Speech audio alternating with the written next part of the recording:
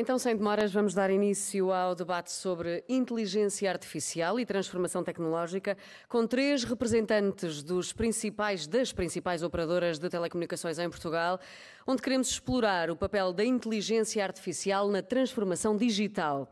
Vamos refletir sobre como a inteligência artificial está a ser aplicada nas grandes operadoras de telecomunicações em Portugal, explorando os impactos na eficiência operacional, personalização de serviços, assim é que é, análise de dados e criação de novos modelos de negócio.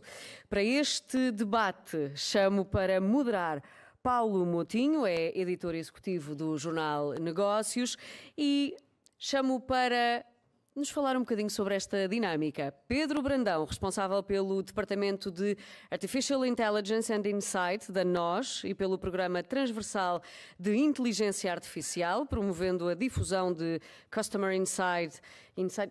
Paulo, por favor, e execução de inteligência artificial em escala, por favor, também. Obrigada. Paulo Pereira lidera o Centro de Inteligência Artificial da MEO, com o objetivo de dinamizar a empresa através da aplicação estratégia de inteligência artificial. Obrigada. E para terminar, Filipe Isidoro, diretor de CVM, Big Data e Channel Management de Negócio de Consumo da Vodafone Portugal, com foco em retenção e crescimento de clientes, potenciando o uso de inteligência artificial e Big Data. Muito obrigado a todos, uma boa tarde a todos.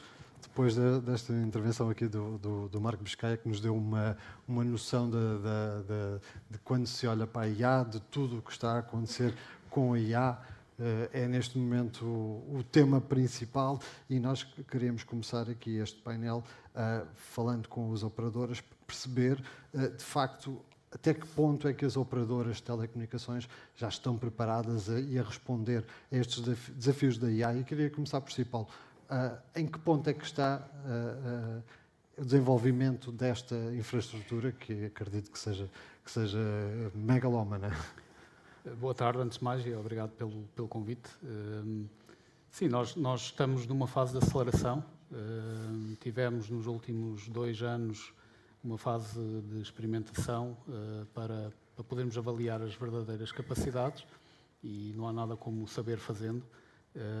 E, portanto, estamos agora beneficiando dessa experiência adquirida, estamos a acelerar e a aumentar o número de abordagens que temos e o número de use cases que estamos a endereçar. É, de facto, um cenário muito interessante trabalhar nesta área neste momento. É um desafio, obviamente, mas certamente é um desafio desafiante. Sim, é um desafio, todos os dias. O ritmo a que esta tecnologia evolui por si só é um desafio enorme. A necessidade que temos de nos capacitar, quer internamente, quer com um conjunto de parceiros tecnológicos e não só, que nos ajudem a acelerar, é fundamental. Portanto, essa abordagem é fundamental. No caso da MEL, nós estamos precisamente no momento de aceleração. Vamos multiplicar por mais de 10 o número de casos que estamos a abordar e a implementar agora nos próximos 2 anos. Filipe, e consegue-se apanhar o ritmo ou a velocidade da inovação é tão grande que isto de um dia para o outro muda tudo? Boa tarde. De um dia para o outro muda muita coisa, mas obviamente, aliás, vemos as notícias, vemos o que se passa no mundo lá fora e de facto muda muito depressa, mas fazemos por acompanhar, sim. Há uma preocupação em ir experimentando, em ir tendo uma visão crítica sobre o que aparece lá fora, não é? Porque às vezes também é preciso saber distinguir aquilo que é acionável, aquilo que pode ser utilizado e aquilo que está, se calhar, numa fase um bocadinho inicial, qual é o nível de maturidade para ser aproveitada. Mas é um esforço constante, sim. É uma corrida, não é? É uma corrida para todos, para tentar acompanhar as novas tendências e as novas coisas que vão surgindo. É uma corrida e também exige muito investimento, acredito, Pedro. Quanto é que é preciso gastar para se conseguir ter uma operadora preparada para dar resposta a este desafio da inteligência artificial? E faço-lhe a pergunta exatamente porque, como é sabido, a nós fez um investimento forte também com a Claranet, também para desenvolver este negócio da inteligência artificial. Sim, muito bem, muito obrigado, Paulo. Muito obrigado pelo convite. Eu acho que esse agradecimento e também um elogio à construção desta conferência tópico. Muito obrigado à Anacom por isso. De alguma forma, o que estou aqui a fazer é representar, até diria, centenas de pessoas da nossa organização que estão a colocar um empenho e um entusiasmo muito grande neste bloco que tem a ver com a inteligência artificial. Sim, a nós, sobre tecnologia e sobre inteligência artificial, está a investir bastante. Esse data point não é irrelevante, existem outros. Eu posso referenciá-los por serem ilustrativos, creio eu. Depois, existem muitas outras coisas que também estamos a fazer. Desde logo, a nós tem um investimento de aquisição de uma empresa com uma dimensão muito significativa, que é a Claranet. Isso aconteceu há meses, portanto, é bastante recente. Antes disso, e exatamente na mesma sequência lógica, fez uma participação de capital bastante relevante numa empresa startup emergente de inteligência artificial, com o objetivo de desenvolver capacidades de inteligência artificial também, que é a Their Data Engineering, e antes disso, talvez há 2 anos, lançou uma empresa com o nome de 1021, exatamente neste espaço, no espaço da tecnologia e no espaço de colocar o tecido empresarial português mais digital, com acesso à transformação digital. E, portanto, é um pouco dessa forma que eu colocaria, tendo em conta que fomos por esse caminho, está bem?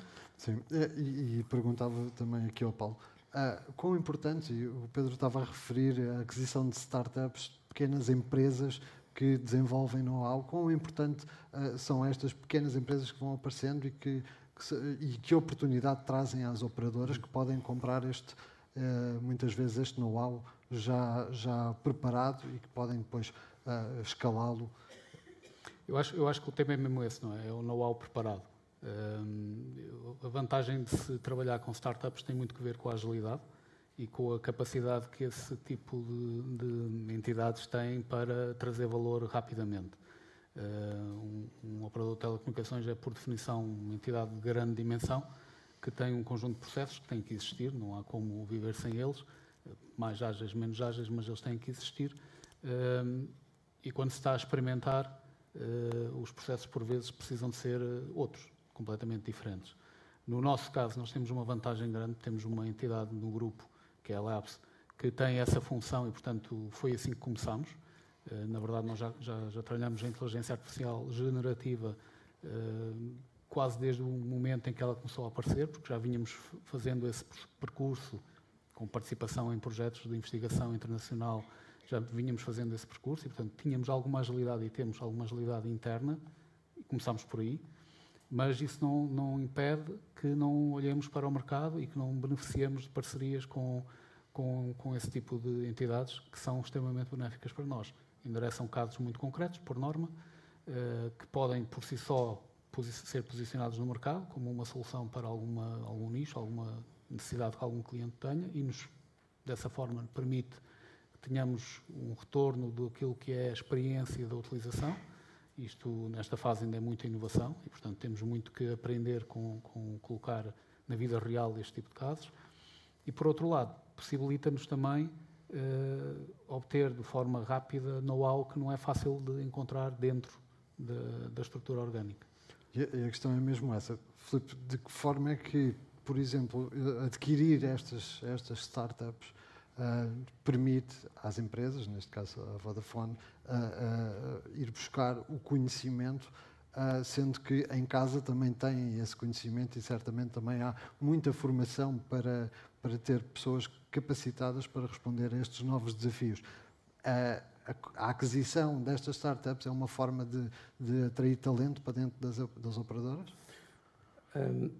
Sim, há um esforço muito grande, começando pela parte final, um dos aspectos que referiste no meio da pergunta, há um esforço muito grande para a formação das pessoas em geral, porque nós achamos que a inteligência artificial daqui a uns anos será a mesma coisa que a utilização, nomeadamente na produtividade pessoal, será a mesma coisa que usar uma ferramenta tradicional, tipo Office, não é? Portanto, toda a gente tem que saber, para melhorar a sua produtividade pessoal, usar essas ferramentas e há um esforço muito grande nesse sentido. Relativamente à questão das startups, nós temos programas de aproximação às startups, temos áreas de inovação, áreas de aproximação e de incubação de empresas, e são, de facto, uma forma como o Paulo referia, de termos acesso a novas formas de funcionar, a ideias novas, muitas vezes a soluções de nicho que ou estão dentro do core business da empresa ou não estão, mas que o complementam de alguma forma. Não temos, nesta área, optado por... temos também um outro aspecto muito importante, que é a parceria e a...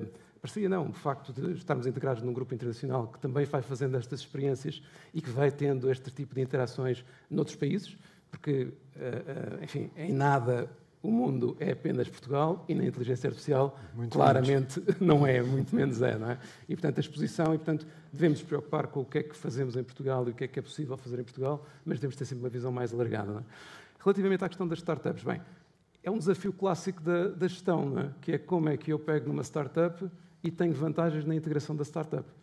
É um desafio que dava para um debate, porque, de facto, é uma forma de aquisição de conhecimento e de competências, ao mesmo tempo é a aquisição feita da forma tradicional, não conheço estas que falamos aqui, obviamente, não é isso que interessa, neste comentário, tipicamente, ou muitas vezes, levam a uma absorção e ao apagar das vantagens que, de facto, estavam na gênese e que fizeram nascer a startup. Portanto, é um equilíbrio, é uma forma de interação com o mercado e de perceber o que se passa de mais novo, é uma forma de obter experiências e know-how. Pode ser feita através da aquisição. Também exige uma mudança das próprias operadoras, como há pouco que o Paulo estava a dizer, são entidades muito grandes certo. E depois deparam-se com realidades de empresas muito pequenas, muito ágeis, que rapidamente desenvolvem algo novo e que se calhar as grandes empresas não estão habituadas a lidar. Sem dúvida. É importante, e isto é um desafio clássico, não tem a ver sequer com a inteligência artificial. O desafio é a empresa grande não sufocar a startup. E, mais uma vez, isto não tem absolutamente nada a ver com a inteligência artificial em específico. Isto é um tema genérico. Também se aplica, claro. Eu acho que, se me permite só aqui um comentário, eu acho que há aqui um fator que é relevante também, pelo menos nós temos experienciado isso, pelo facto de a comunidade de startups ser isso mesmo, ser uma comunidade e, portanto, ter um ecossistema de jovens talentos que a rodeiam, o facto de nós conseguirmos trabalhar de forma eficaz com as startups ajuda-nos no processo de captação de talento, porque possibilita a percepção de inovação e da adoção de uma forma não clássica, portanto, de uma forma mais ágil, daquilo que são novos métodos de trabalho, novas ideias, projetos desafiantes, que é aquilo que motiva as camadas mais jovens a abraçar um desafio num cenário que não é de todo tido como muito inovador, que é o caso do mundo das telcos, não é? Infelizmente é verdade, ninguém vive sem aquilo que fazemos, mas a percepção que passa não é muito inovadora. E eu acho que esse fator é importante e, pelo menos da nossa experiência, tem sido muito interessante, porque esse ecossistema, sem estarmos a destruir as startups com as quais colaboramos, acaba por nos permitir captar algum talento e retê-lo até. Pelo menos pela intervenção do Sr. Ministro das Infraestruturas, existe talento. A questão é conseguir atraí-lo, até porque esse talento acaba por ser disputado por outras grandes empresas. É esse o desafio, Pedro? Esta proximidade, como diz o Paulo e como diz o Filipe também, esta proximidade, este ambiente tecnológico emergente é bastante propício à proximidade de talento e, portanto, fala bastante sobre isso e essa é uma forma de executar com desafios, nomeadamente os que falou o Filipe, não podia estar mais alinhado e bom, são desafios até abrangentes, não se aplicam apenas à inteligência artificial.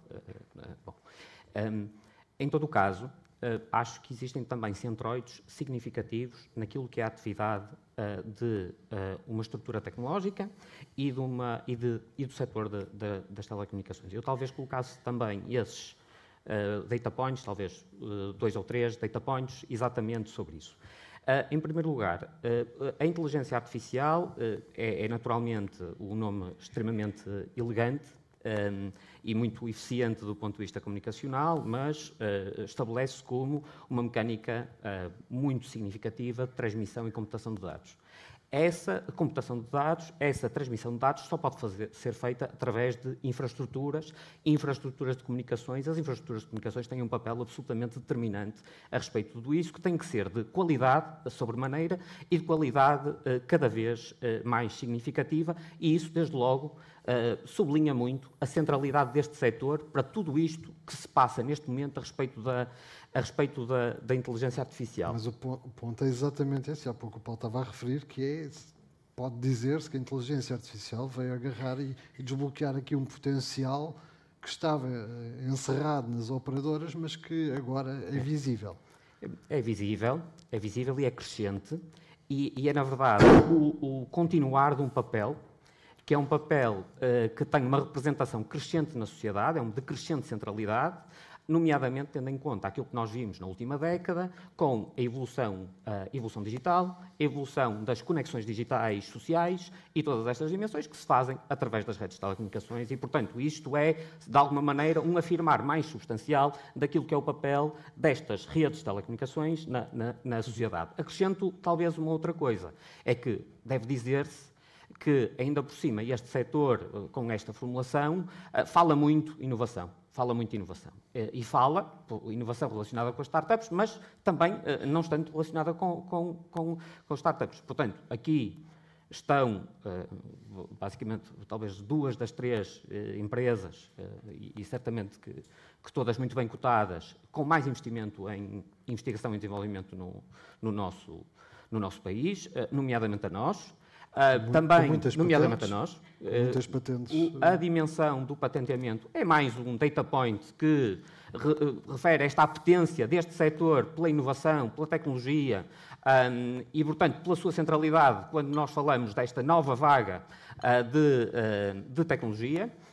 E depois também há um outro data point que é relevante e talvez fique por aqui, Paulo, que é este data point diz que, bom, há muitos estudos, são diversos, são imensos, a revelar-nos aquilo que é o impacto da inteligência artificial na próxima década. Eles são muitíssimo substanciais. Depois podemos falar de números mais exorbitantes ou menos exorbitantes, mas direcionalmente, bom, eles estarão todos no mesmo sentido, mas depois também estão no mesmo sentido, noutro aspecto, que é, em muitos destes estudos, e eu estou a recordar-me aqui de alguns, o setor das telecomunicações surge como o 5º classificado, portanto, estou agora a recordar-me de um deles, como um dos setores, portanto, o 5º setor com mais oportunidades associadas à inteligência artificial. E isso também é um contributo relevante para o seu papel de centralidade em tudo isto. Okay?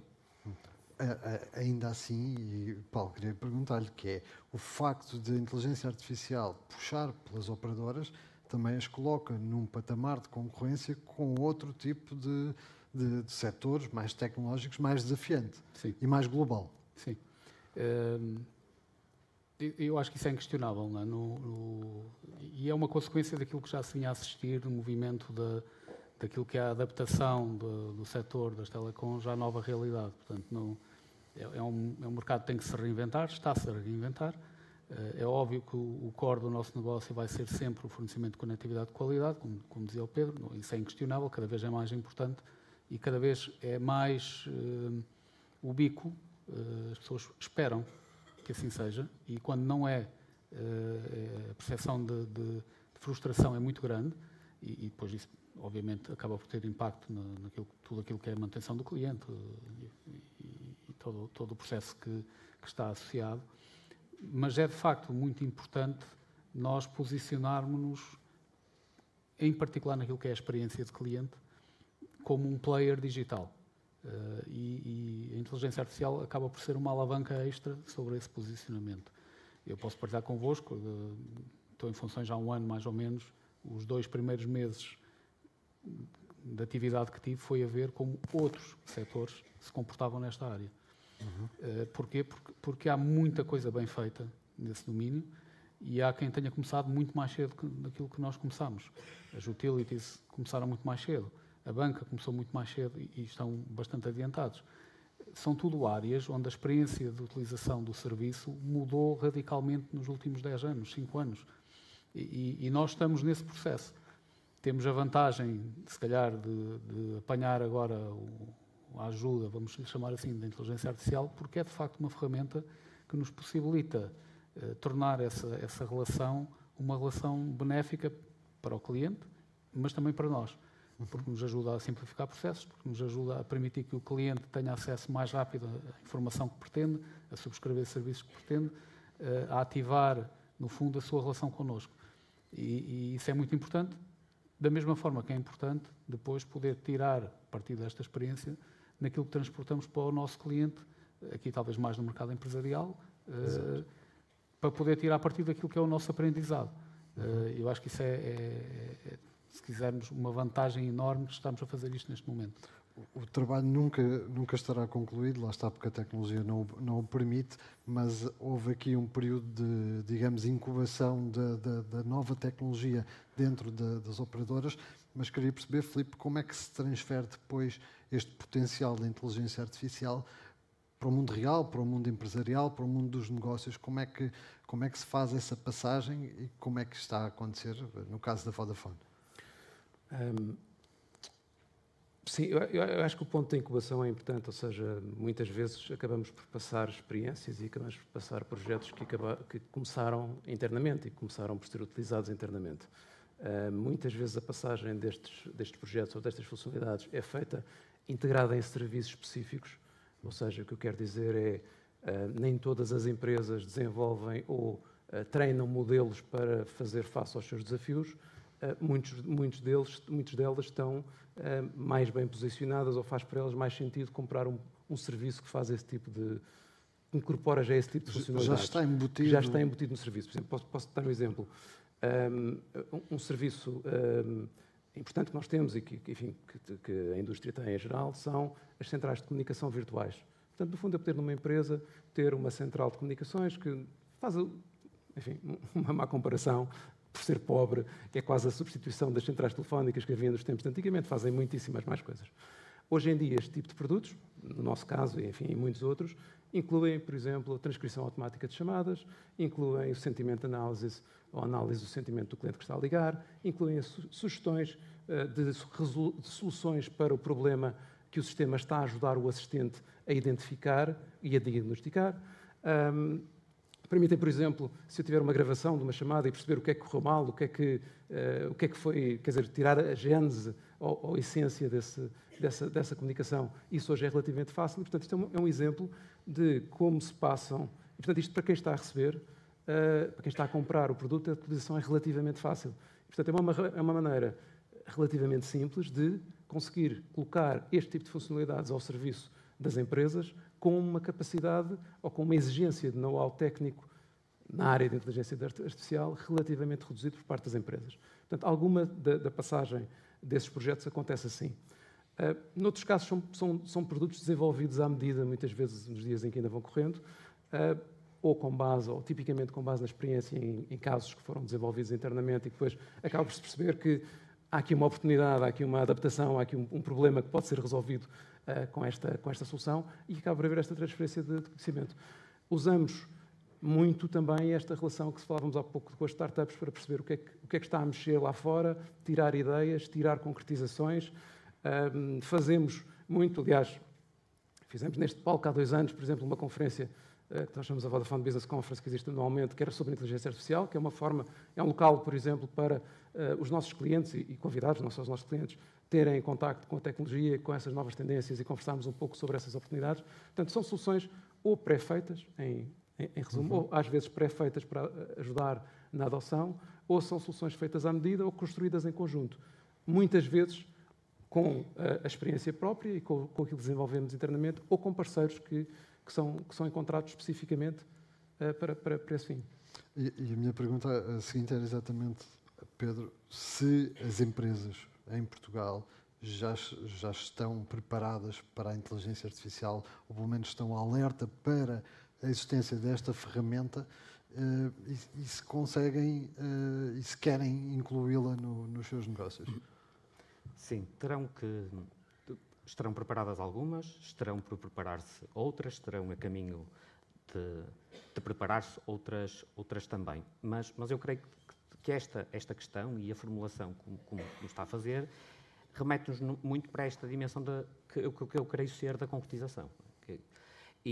Bom, a tecnologia e a inteligência artificial é muito entusiasmante, podemos dizer isso, mas o entusiasmo não é suficiente. E, da mesma forma, a inovação não é suficiente. Portanto, nós precisamos de remeter-nos, passar do entusiasmo à concretização, passar da inovação à concretização. Okay? E as empresas têm que fazer isso, e esse é o compromisso de nós. Também é o compromisso para si própria, é o compromisso que depois coloca no mercado também. O que é que acontece? Acontece que, naturalmente, isto é mais fácil de dizer do que de fazer, naturalmente, porque a tecnologia é de tal forma disruptiva em muitos aspectos e precisa de ser dominada a esse respeito, que nos convoca para nós, em muitas circunstâncias, reescrevermos quase por completo processos verticais, operações verticais que tínhamos nas nossas empresas à luz destas capacidades de inteligência artificial. E, naturalmente, isso é árduo. E convoca-nos e também nos coloca no território, que é um território que é uma linguagem relativamente habitual que utilizamos, que é o território da transformação digital. A transformação digital, neste caso, baseada na inteligência artificial como grande vetor. Facilitada pela IA. Facilitada em muitas circunstâncias, mas com um mecanismo de adoção pelas empresas para fazer toda esta transformação das estruturas operacionais e da maneira de fazer as coisas, sempre com um nível de exigência que é substancial. A autoconsciência acerca deste nível de exigência, que é substancial, é muito disciplinador. É muito disciplinador. E daí decorreu de nós termos lançado um programa transversal de inteligência artificial com o objetivo de levar, da teoria à prática, toda esta matéria e todo este potencial. As empresas, uma coisa que não podem fazer é ficarem-se pelo potencial. Eu não sei se depois vou ter a oportunidade para dizer isto, nós certamente vamos falar de riscos, é inevitável, eu creio que é inevitável, mas talvez antecipe já um risco associado à inteligência artificial. Há dois riscos muito relevantes. O primeiro é não conseguirmos implementá-la de uma forma que é consequente. Isso é um risco não despiciente.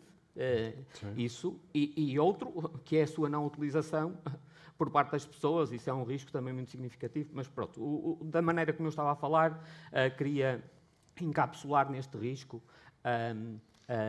o que estava a dizer. Portanto, é necessário irmos até à concretização. A concretização tem exigências muito substanciais.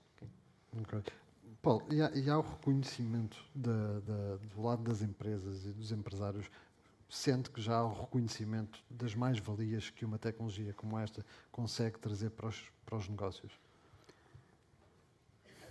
Eu acho que o reconhecimento existe, não é? Porque a tecnologia está constantemente na boca do mundo. Não se fala de outra coisa neste momento, não é? Portanto, as pessoas estão despertas para o potencial e estão atentas para tentarem compreender se o potencial é transformável ou não em benefícios, porque é disso que se trata no mundo empresarial, não é?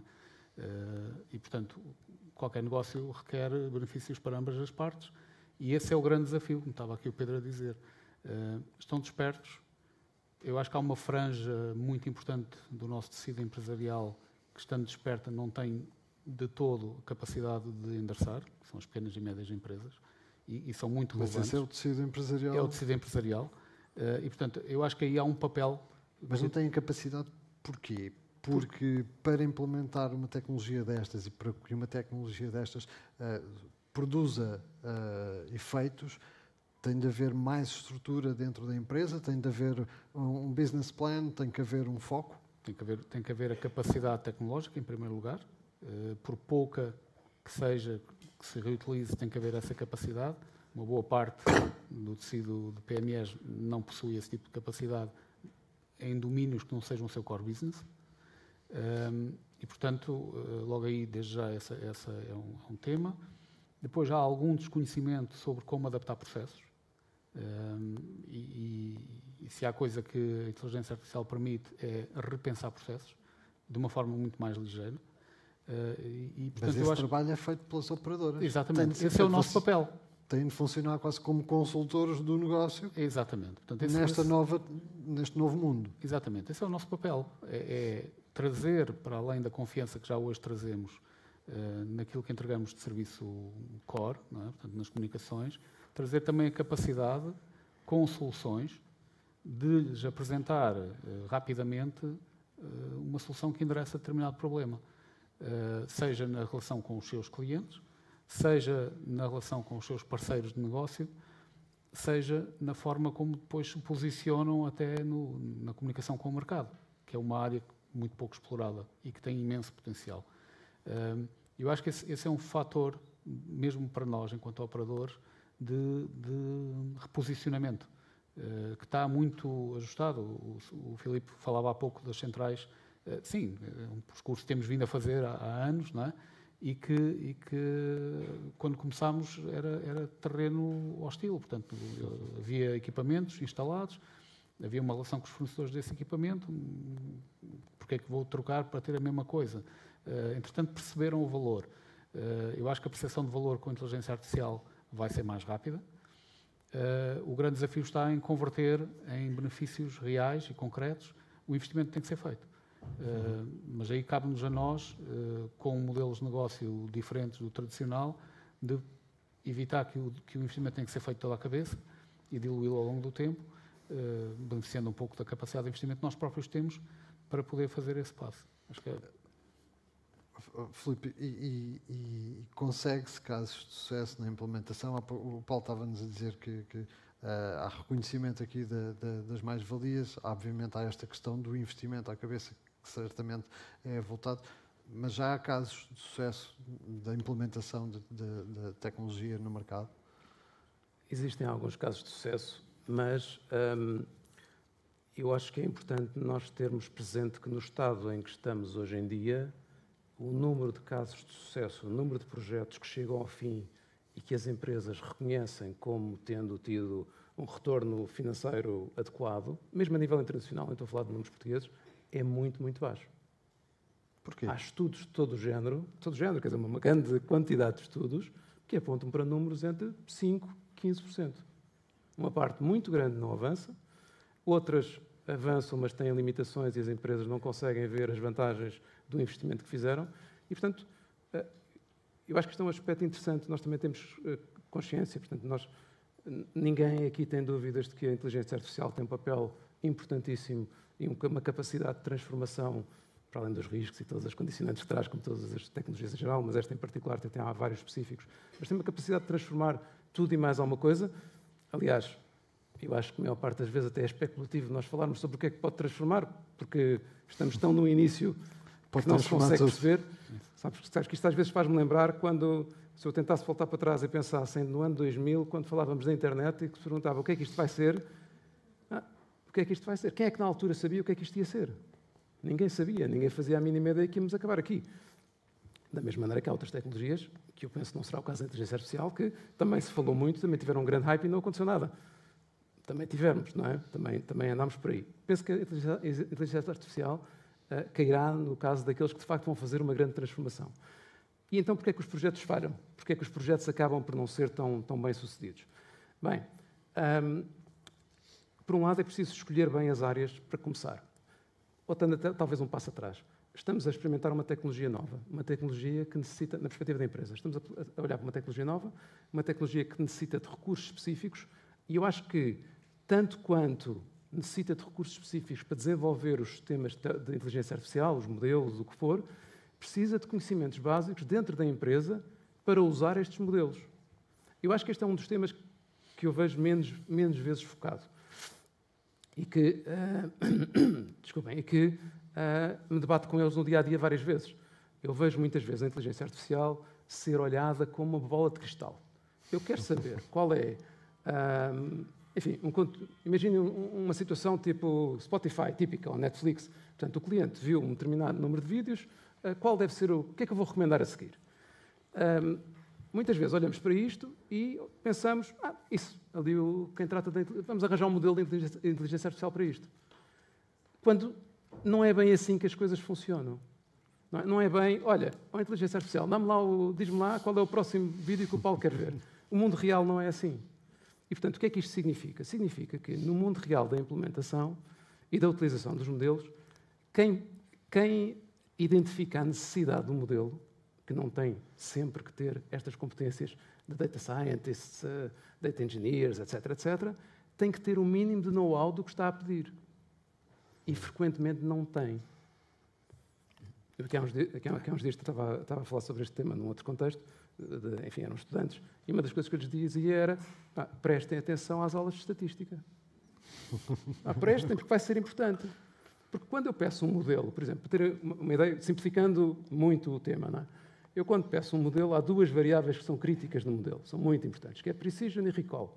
Precision é o resultado do modelo, quantos daqueles casos correspondem ao que eu quero. Eu estou a prever se vai chover amanhã, e dias do mês em que vai chover, melhor ainda. E sai um determinado número de dias, e precision é quantos dos dias que saíram, de facto, vão chover.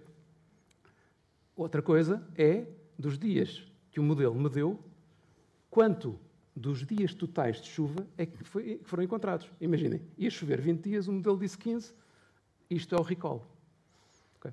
Isto são, por exemplo, duas métricas muito simples, que estatisticamente são muito básicas, hiper básicas. Isto provavelmente aprende-se no secundário ou no sítio qualquer desses, a esse nível escolar, e que depois vemos no dia-a-dia, quem não vem de áreas de estatística ou de modelos tem grande dificuldade em ter esta conversa. E isto é muitas vezes onde os processos falham.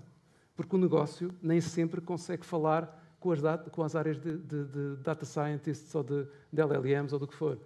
Frequentemente nas empresas são duas áreas separadas, são duas competências muito diferentes, são dois mundos que no seu início, digamos assim, portanto depois há um processo de aproximação, estão quase de costas voltadas. Um está a olhar para modelos, outro está a olhar para o negócio. Quem olha para os modelos acha que olhar para o negócio é uma coisa um bocadinho... Enfim, não é uma tarefa tão nobre como fazer modelos, que é sim, coisa da moda, não é? E quem está a olhar para o negócio acha que os modelos são assim uma ciência oculta que eu nunca vou perceber e que isso nem é para mim. E essa barreira é fundamental, porque senão eu vou perder imenso dinheiro, vou investir imenso a fazer modelos que não servem para nada, vou ter modelos que chegam ao fim e quem os vai utilizar nem percebe para que é que os pode utilizar, porque, reparem, consoante, e mantendo a conversa muito simples de propósito, consoante essa tal precisão, digamos assim, basta ficarmos por aí do modelo, assim eu vou fazer uma coisa ou outra com o resultado. Pode ser suficiente para eu pôr o chapéu de chuva no carro ou para eu vir com uma roupa cheia de casacos porque vai chover imenso. A minha reação vai ser diferente e é diferente o tipo de resultados e a qualidade dos resultados que o modelo me vai dar. Mas indo um pouco mais fundo, se calhar estou aqui a usar muito tempo, desculpem, mas porquê é que tipicamente, e portanto quando vemos em geral, e isto também se aplica em Portugal, porquê é que os modelos falham? Ou porquê é que às vezes falham? Como eu dizia, é uma tecnologia muito nova, é importante trazer resultados. É importante aquilo que tipicamente ouvimos a falar nas organizações, é os low-hanging fruits, são os quick wins, é preciso mostrar que funciona, é preciso mostrar resultados, mesmo que não sejam todos, mas é preciso mostrar qualquer coisa. E isso normalmente é feito através dos projetos, tipicamente nas áreas de back-office, nas áreas de otimização de processos, na área de aumento da eficiência e da produtividade. Não são os mais sexy, tipicamente, mas são aqueles onde os resultados se veem. Mas é preciso ter cuidado que, quando eu faço isto, tenho que ter o cuidado de que o meu modelo tem que conhecer a realidade da minha empresa. Se o modelo é um modelo generalista, para funcionar. Se é um modelo generalista, não vai conhecer a realidade da Vodafone.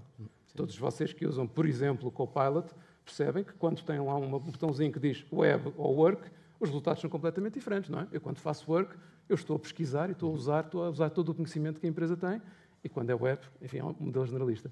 Isto são algumas das razões. É preciso que o modelo seja específico e vá aprendendo ao longo do tempo e escolher muito bem a área onde eu consigo trazer os resultados mais rápidos. Para criar dinâmica e criar o tal envolvimento e comprar, vender, de certo modo, a iniciativa. E para passar, como o Pedro há pouco referia, da euforia para a concretização. É isso? Sim, eu creio que sim. Eu creio que estamos no registro certo, para ser franco, daquilo que vai fazer mais a diferença nos próximos 3, 5 anos. Okay? Que é o registro desta dimensão de concretização. A tecnologia emergente, em todo o caso, ela é muito concretizável e nós temos várias dimensões que nós podemos colocar em marcha. Depois, para colocarmos em marcha e com resultados, e bom, criando aqui só mais uma talvez uma alegoria a esta conversa. É muito frequente nós estarmos confrontados com um problema de duplo algoritmo. É assim que eu descrevo isto. Há um duplo algoritmo sempre a funcionar nos projetos. Há um algoritmo 1, e esse algoritmo é tecnológico.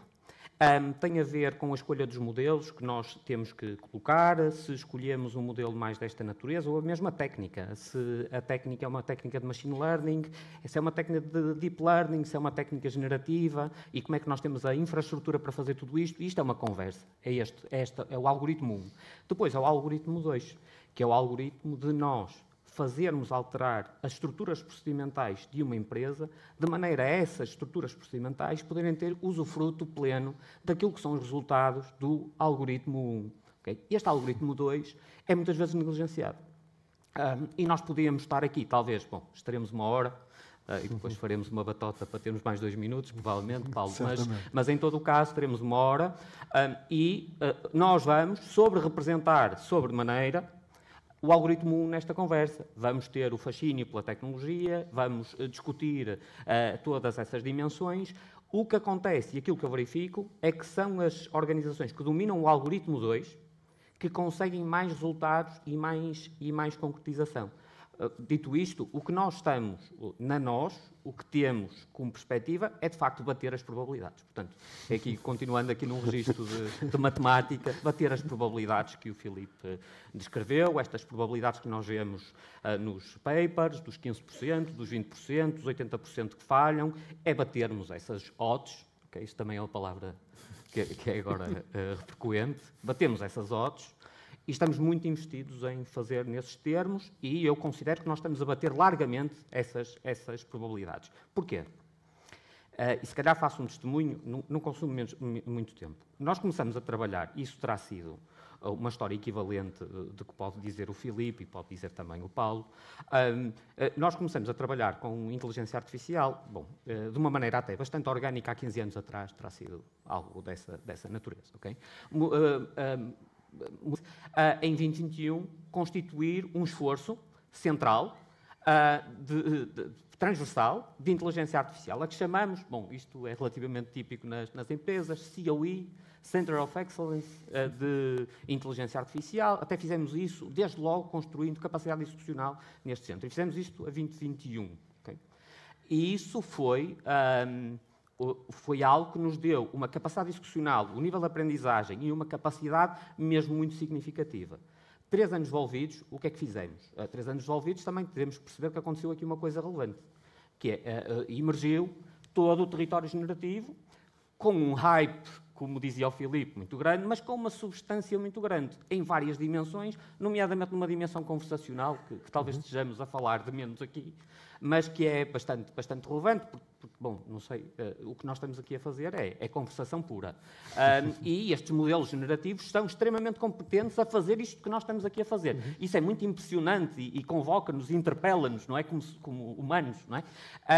E, portanto, isso também surgiu. Isso teve como consequência que, recentemente, final de 2024, nós tínhamos feito um step-up muito significativo de esforço, investimento e de recursos e de visão, colocando a inteligência artificial como um pilar estratégico da nossa empresa e atuando com um programa transversal a partir daí. Portanto, este talvez seja o meu tributo aqui descritivo do trajeto da nossa. Deixa-me só complementar com um tema que eu acho que é interessante e vem a propósito. Não sei se terá sido totalmente consciente, mas nós, no nosso caso, as equipas de machine learning, as tais que trabalhavam esses modelos, foram posicionadas inicialmente e originalmente nas áreas de negócio. Fazer um match. O algoritmo 1 e o 2 estavam no mesmo sítio. E agora estamos a fazer o sentido inverso, no sentido em que criamos o tal centro de competência, onde temos especialistas no algoritmo 1, mas onde uma boa parte dos data scientists que lá estão vêm da área de negócio. E, portanto, trazem com eles a percepção das necessidades de negócio e a experiência de quem viveu ali vários anos. E isto é uma... Isso transforma a forma de trabalhar. Exatamente, é uma conjugação extremamente respostas. interessante, porque temos jovens que vêm com ideias frescas e espetaculares sobre como tirar partido generativa e do Agentic AI, que não falamos ainda aqui, mas que é, na minha opinião, o que vai efetivamente acelerar isto tudo, e que combinamos com pessoas que têm experiência do negócio e que percebem que determinado caso de uso tem agora uma nova abordagem trazida pela tecnologia, mas tem o conhecimento e a experiência de como fazê-lo. E isso é a receita para o sucesso. Porquê? Porque reduz imenso o tempo de implementação e faz-nos concretizar de uma forma muito rápida resultados que são fundamentais, como dizia o Filipe. Terá mais resultados positivos do que aquela estatística que o Filipe... Tem que ser porque o investimento que estamos a fazer não permite a gente estar a pensar em 15%. Não é? Portanto, temos que ser ambiciosos. Eu acho que a tecnologia tem mais do que capacidade para nos permitir ser ambiciosos. Temos que nos reorganizar e temos que pôr as pessoas certas nos lugares certos. Eu acho que isso é fundamental. Mas há aqui um binómio. Paulo há pouco disse, isto exige imenso investimento. O Filipe diz, a taxa de sucesso disto é baixíssima. No meio disto, as operadoras estão a investir para criar soluções. Como é que se monetiza isto? Porque este investimento todo tem de ter também um retorno para o setor. A pergunta é para si, Filipe. Repara, como já foi dito aqui várias vezes, o nosso objetivo é bater os tais 15%. E reparem, e os 15% não são 15%... Mas o plano de negócios das operadoras também não espera, pelo menos tem que ter um cenário base. E a estatística diz-lhe que é o 15%, que são 15%. Sim, mas vamos lá ver, são 15% de uma forma geral. Ou seja, se nós formos seletivos, se usarmos a tecnologia certa, se usarmos os recursos certos, se usarmos os casos de experimentação, os use cases, desculpem a expressão, corretas, vamos ter mais do que estamos convencidos, vamos ter muito mais do que 15%. Não é? Quando eu falava nos 5, há quem diga 5. E reparem, vocês procurem os estudos do MIT, do não sei o quê. Portanto, eles todos dizem valores nessa ordem. Quando eu falo nisto, estamos a falar dessas tentativas todas que existem por parte das empresas. Nós achamos que uma empresa aconselhada e uma empresa acompanhada, se calhar vai conseguir resultados. Estamos convencidos que vai conseguir resultados muito melhores, porque, reparem, isso também já era o que acontecia quando fazíamos projetos de transformação digital. Os projetos de transformação digital também muitos falham, mas com o parceiro certo, se calhar falham menos. E, portanto, é um bocadinho disso que estamos a falar. Estamos a falar de conseguir ajudar as empresas a encontrar os projetos certos e a forma adequada de os implementar, de forma a que possam trazer resultados e possam, no fundo, sentir-se tentadas a ir para o passo a seguir. Reparem, nós o que estamos a fazer nesta fase, e quase toda a gente está a fazer, e esta é uma imagem que eu pessoalmente gosto particularmente. Não sei se vou à imagem, porque já falei demais, portanto não sei se vou chegar à imagem, mas pelo conceito é o seguinte, a tecnologia, quando há uma disrupção tecnológica, que é mais ou menos o que estamos a falar agora, inicialmente o que nós vemos na sociedade e nas empresas é as empresas tentarem usar a tecnologia e aquela funcionalidade para fazer o seu negócio. Mas, na verdade, não é nesta altura que os resultados saem. Não é nesta altura que há avanço tecnológico nas empresas, avanço tecnológico em termos de resultados empresariais. Quando há resultados, é quando nós mudamos a forma de produzir, a forma de criar valor, tirando partido da tecnologia. Exato. E são situações completamente diferentes. E isto, há exemplos históricos muito interessantes, tecnologias muito básicas, que até parece impossível como é que assim foi, mas que as primeiras tentativas foram exatamente essas, foram tentar continuar a fazer tudo como era feito antes, por exemplo, na transição dos motores a vapor para a energia elétrica, por exemplo, que hoje parece-nos óbvio que tinha que haver ali uma transformação maior, mas em que as vantagens só surgiram quando se repensou isso tudo. Nós estamos com 5, 10, 15%. Estatisticamente e em geral, estou convencido que as empresas que entram em projetos destes com a Vodafone, com a NOS ou com a Mel, não têm este tipo de... têm taxas muito mais altas, mas porque estamos também nessa fase, não é? E estamos a demonstrar que a tecnologia é interessante, mas o passo seguinte será completamente diferente. Sim. E as empresas, Pedro, sabem que têm de implementar se querem sobreviver neste mundo cada vez mais global. Estão cientes disso e as operadoras certamente dão essa noção da necessidade de darem esse passo e de investirem para conseguirem se ingrar num mundo mais global. Creio que sim, que estão conscientes disto. Agora, preciso de uma forma de implementar essa visão. Portanto, talvez precisem disso. Talvez precisem de algo nesses termos. O que é que acontece? Mesmo quando nós estamos a pegar em qualquer organização, depois, por muitas razões, contacto muitas, é preciso nós percebermos qual é que é o estado de maturidade que a organização tem para a adoção tecnológica, que é de base, não é? É necessário fazer essa percepção. E de onde, tendo em conta esse nível de maturidade, o que é recomendável que a empresa faça pode ser muito diferente. Pode ser muito diferente. É muito interessante, eu gostei particularmente da introdução aqui à tarde e a este painel, até porque teve referências a uma série de publicações, que muitas delas até recentes, e isso também me permite fazer alguma referência a algumas publicações. O que acontece, um autor relativamente proeficiente em todas estas dimensões é o Thomas Davenport. E o Thomas Davenport, basicamente, tem a seguinte recomendação acerca daquilo que é a construção para as empresas de uma estratégia de inteligência artificial. Portanto, é basicamente até bastante lapidar, que é não comecem pela estratégia. Não comecem pela estratégia. Portanto, uma empresa que está a começar, que está a dar os primeiros passos sobre a inteligência artificial, deve começar, em primeiro lugar, não por fazer estratégias muito elaboradas sobre coisas que manifestamente desconhece, deve procurar, em primeira instância, ter contacto com a tecnologia, contacto efetivo com a tecnologia, compreensão e imersão efetiva, num contexto execucional. Isso depois pode-se chamar várias coisas, pode-se chamar, como vi aqui, experimentação, às vezes chama-se pilotos, que é um nome pelo qual eu não tenho agrado, para ser franco, pode-se chamar todas essas coisas, mas é um pouco dessa maneira. Quando existe baixo nível de preparação, é importante não sobreinvestir inicialmente. É importante ter contacto com a tecnologia, descodificar de forma adequada, para, tendo sucesso e, como dizer, vento de feição, utilizando os low-hanging fruits e todas essas dimensões, a partir de determinada altura,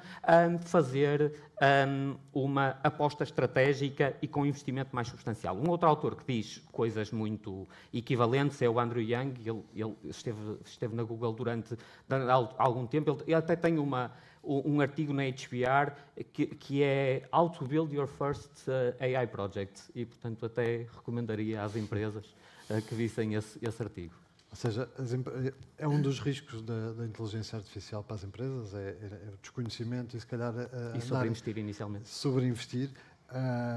Que outros riscos é que encerra a IA neste meio, Paulo? Há riscos que são óbvios, né, que nem me agrada muito insistir neles, mas tem tudo o que tem que ver com segurança é fundamental, seja na ótica da privacidade, seja na segurança propriamente dita. O potencial é enorme e, portanto, o risco é proporcional. Eu acho que há aqui um fator que é pouco falado e que, na minha opinião, quando falamos de inteligência artificial como um todo e não apenas na utilização nas empresas, tem que ver com a sustentabilidade. O custo, o nível de investimento necessário, o consumo energético necessário, que é absolutamente enorme. Nem todo belo verde. De todo, porque não há verde que chegue, não é? Portanto, não há verde que chegue. Nós hoje medimos os data centers pela energia que consomem, não é pela capacidade computacional. E isso diz muito. São os megawatts. São os megawatts. E eu acho que em breve vamos começar a medir pela capacidade de arrefecimento. Porque... e, portanto, e ninguém fala disto, não é? Fala-se muito pouco.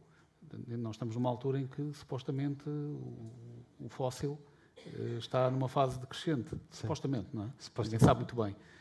Mas pronto, eu acho que este tema da sustentabilidade é relevante a todos os níveis, seja financeiro, quando olhamos para empresas mais pequenas, e aí concordo em absoluto com o Pedro, antes da estratégia mais vale experimentar e perceber se consegue tirar partido, rodear-se de quem já fez, que é importante. Eu acho que nós aqui temos um papel fundamental, temos a escala para experimentar, temos a escala para otimizar, e podemos depois, trabalhando em conjunto, aportar valor, e tem também a componente da segurança, para a qual, de uma forma geral, as empresas estão pouco preparadas.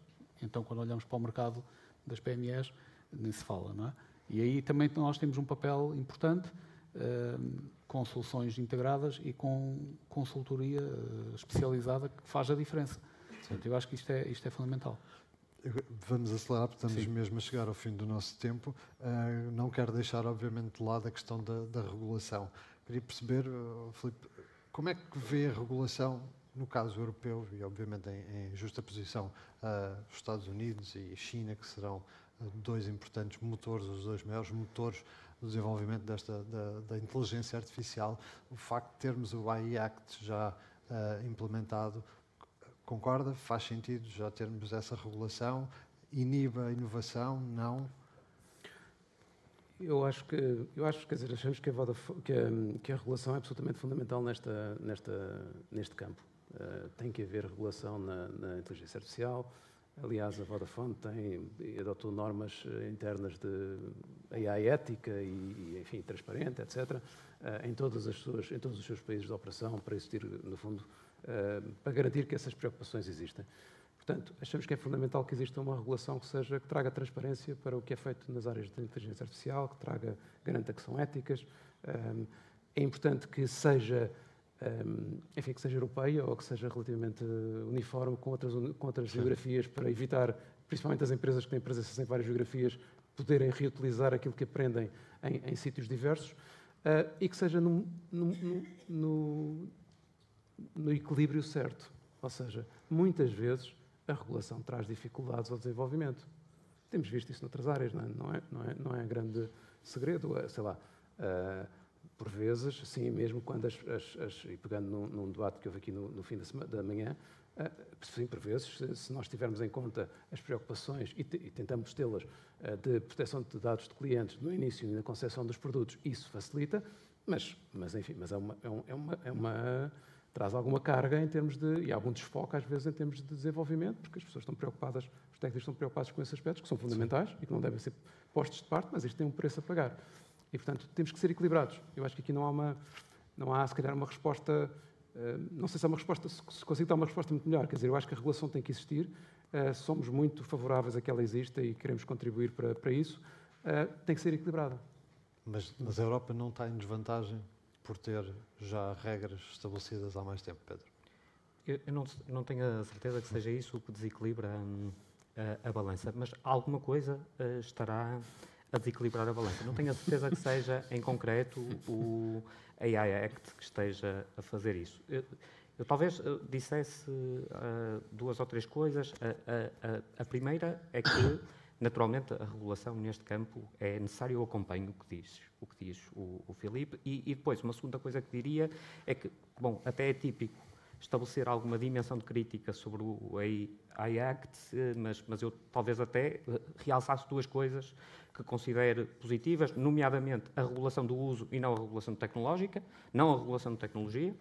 E isso, de facto, é sensato que se faça. Também a categorização por nível de risco. É também sensato quando se estabelece um enquadramento regulatório. E, bom, dizia isto. Acrescento talvez o seguinte, Paulo, acrescento o seguinte, que é,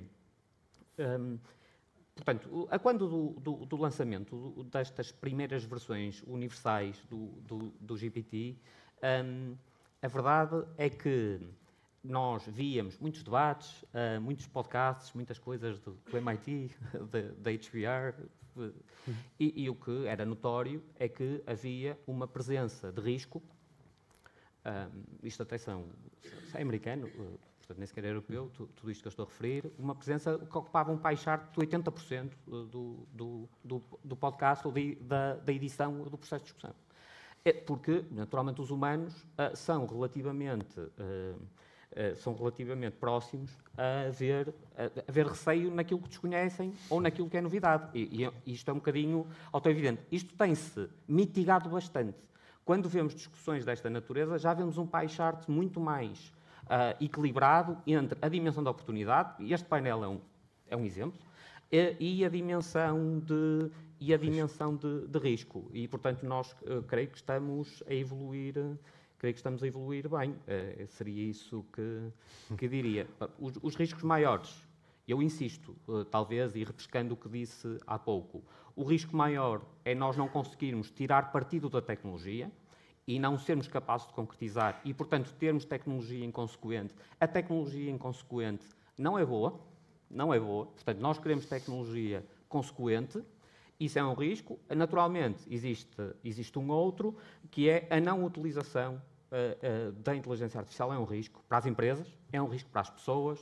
Isso estabelece até num patamar social, isso enriquece um pensamento de digital divide que não é útil socialmente. E, bom, eu apontaria essas duas dimensões como dimensões relevantes. A primeira, as empresas têm que tratar. A segunda, eu acho que há caminho regulatório para também tratar, e é um tema social, de relevância social substancial, que vem no seguimento daquilo que é discussão digital também e de inclusão digital, quer-me parecer. E como já estamos mesmo quase no limite, a última pergunta para cada um de vocês, que é, já tem esta relação com a Anacom enquanto regulador do setor das telecomunicações. A pergunta é o que é que esperam, e posso começar por si, Filipe, o que é que espera da Anacom enquanto regulador também da inteligência artificial?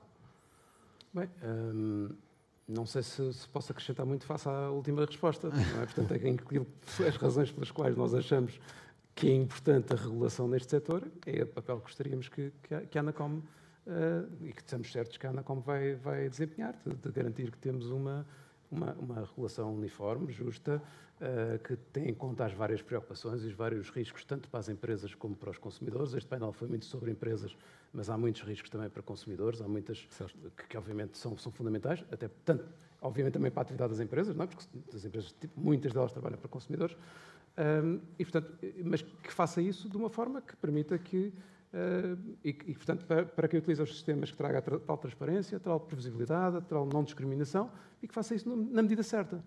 Não é? Na medida certa, que garanta essas preocupações, que garanta que estamos a usar a inteligência artificial para o bem e para o bem de toda a população e para avançarmos enquanto os serviços desenvolvidos, mas que também esteja na medida certa, na medida em que também não vai trazer dificuldades ao desenvolvimento deste serviço e desvantagens em termos competitivos dessa atividade, desses desenvolvimentos. Mesma questão, Paulo. Eu diria que na adoção deste tipo de tecnologia, algo que é determinante é a velocidade da adoção. A tecnologia está a evoluir a um ritmo que é impensável, ou que era impensável até há pouco tempo atrás. E a regulação não vai conseguir acompanhar esse ritmo. Vai ser muito difícil. E, portanto, tem que haver aqui alguma agilidade, alguma flexibilidade para que as novas tecnologias que vão surgindo possam ir sendo adotadas, tendo sempre em conta, obviamente, a regulação e o controle do risco, mas sem impedir essa adoção. Portanto, vamos parar no cenário que o Pedro estava a dizer, em que temos tecnologia que não é útil, porque não é adotável, não se pode adotar, porque infringe regulamentação. Portanto, eu acho que esse é um desafio para o regulador e para quem vive no ecossistema, e eu acho que essa seria talvez a principal expectativa que teríamos. Por último, Pedro. Sim, do ponto de vista regulatório, isso seria algo que eu poderia perfeitamente fazer por caber na resposta anterior. É bastante relevante neste universo nós não procurarmos regular aquilo que não existe. E, portanto, no fundo, esta lógica em que regulamos o imaginário de possibilidades, porque a inteligência artificial nos remete um pouco para isso. Bom, nós temos que regular o que é real e não o que é imaginário, um pouco desta maneira. Depois, do ponto de vista de relação com o regulador, o que me parece é que a estreita cooperação, a estreita ligação, o estreito trabalho, nomeadamente com este aspecto que estava a referir, que não é despiciando aqui, que é esta declaração que fiz, que é a nós trabalha com a inteligência artificial há 15 anos e fez isso com várias gerações de mecânicas de abordagem dentro da empresa e, portanto, tem bastante para contribuir para o melhor formato regulatório em Portugal, naturalmente, e teríamos gosto em fazer dessa forma. Muito bem, muito obrigado. Eu quero só abrir aqui à plateia uma ou duas perguntas. Já passámos o tempo. Não sei se alguém tem alguma questão para os nossos convidados, se tiverem.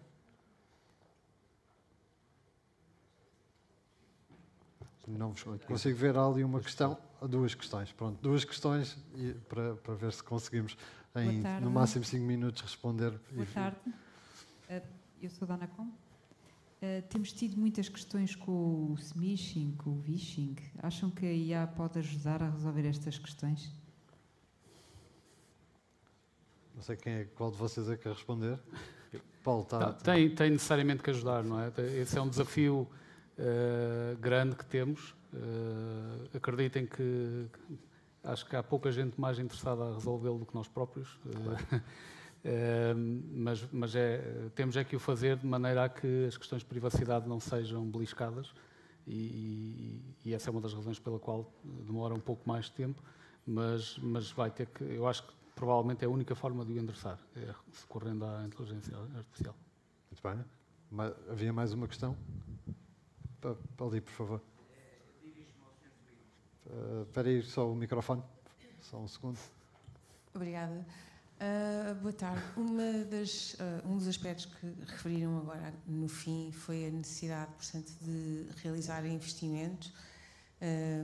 Pareceu-me que falavam muito da perspectiva mais tecnológica, mas eu pergunto, se calhar, portanto, quando falamos da perspectiva mais tecnológica, acho que estamos aqui a falar num layer um bocadinho mais acima, e a minha pergunta é: a IA implica aqui também uma mudança de paradigma até na forma como as redes são utilizadas. E isto a propósito de algo que eu li há uns dias num artigo de LinkedIn. Vocês representam também operadores de infraestrutura. Não há aqui também uma preocupação de que forma é que isto pode impactar a capacidade das redes de conseguirem dar resposta ao impacto que a AI vai ter na própria capacidade da rede, porque estamos a falar de data centers, mas lá está, outro layer do ecossistema. Vamos mais abaixo. Como é que as redes têm capacidade? Daqui a 2 anos não podemos estar a ter aqui uma espécie de, parafraseando o que eu li há poucos dias, Big Bang, termos aqui um estouro, no fundo, na rede, porque quando falamos de Generative AI, Agentic AI, que no fundo vem mudar a forma como nós somos utilizadores, consumimos, quando estamos a falar de nós utilizadores a gerar conteúdo, estamos a falar assim de uma coisa muito pequenina na geração de dados, não é? Quando estamos a falar de AI enquanto utilizadores de rede, eu nem consigo sequer medir isto. Há capacidade? Pedro? Eu posso dizer só talvez 2 coisas e passaria. Eu creio que isso nos remete muito para até talvez a primeira ordem de discurso que eu procurei aqui ter numa série das perguntas, na série de perguntas que tínhamos aqui até para cobrir, e que tem a ver com a centralidade desta infraestrutura.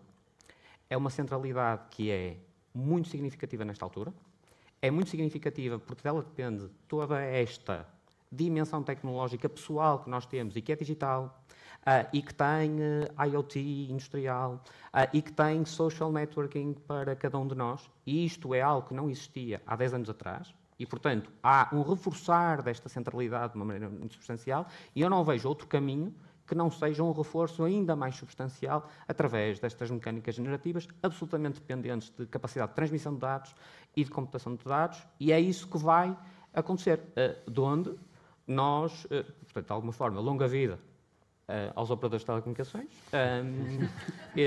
e boas condições também para que eles executem as suas vocações. Bom, para terminar mesmo, e vou pedir desculpa ao resto da audiência, mas temos mesmo de terminar. Filipe, também queria acrescentar. Eu ia dizer que, se vocês repararem nas últimas disrupções tecnológicas que tivemos bem nos últimos 30, 40 anos, estiveram sempre 2 ferramentas, 2 características envolvidas. Por um lado, foram saltos de capacidade de computação. Isso. E foram saltos a nível das redes de comunicação. Isto foram 2 ingredientes que estiveram sempre presentes. Depois, tipicamente, olha, numa altura tivemos os Graphical User Interfaces, por exemplo, que mudaram o paradigma e a utilização da internet e de outras realidades. Tivemos modelos de negócio que foram disruptivos E aqui não temos nada de novo relativamente a isso. Aqui as comunicações vão continuar a ser fundamentais, a computação é fundamental, daí por isso é que falamos tanto em data centers. Aparecem aqui mais duas componentes. Aparecem aqui os dados, bem, para além dos modelos de negócio, não é? Mas aparecem a necessidade dos dados, que é um ponto que não falámos aqui, mas que é fundamental. Sem dados não há inteligência artificial. A empresa que não tenha dados estruturados e que não os tenha devidamente arrumados não vai conseguir fazer grande coisa de inteligência artificial, exceto com modelos generalistas, obviamente. E parece a questão da energia, que também falámos aqui de passagem, que sendo muito importante, é cada vez menos, enfim, cada vez são mais eficientes os sistemas, mas continua a ser relevante. Relativamente a se vamos ter redes para tudo isto, eu acho que os operadores têm mostrado ao longo do tempo que têm a capacidade e que, dadas as condições necessárias de mercado, digamos assim, e em geral, têm respondido imensas vezes a esses desafios ao longo dos últimos 30 anos, digamos assim, de uma forma genérica. Outra coisa, não é? Reparem, a quantidade de informação, ou a quantidade de dados, apesar dos poucos dados que cada um faz, mas a quantidade de dados que é gerado num evento como o Vodafone de Paredes de Coura, por exemplo, é uma coisa brutal. É uma coisa inacreditável. Não estou a comparar isto com modelos de GenAI, se bem que os modelos de GenAI tipicamente estão centralizados, estão num data center e, portanto, grande parte do processamento, no fundo, é um bocadinho a concretização do edge computing, ou da computação descentralizada, ou centralizada, depende da maneira como quisermos olhar para o tema, não é? Mas, portanto, vão existir resíduos de rede, mas acho que estou convencido que as redes de qualquer operador vão evoluir no sentido de salvaguardar e de certamente responder a essas necessidades. Responder aos desafios futuros. Quero agradecer aos três por esta hora. Peço imensas desculpas, já estamos mesmo completamente fora do horário. Muito obrigado a todos. Obrigado. Muito obrigado. Muito obrigado.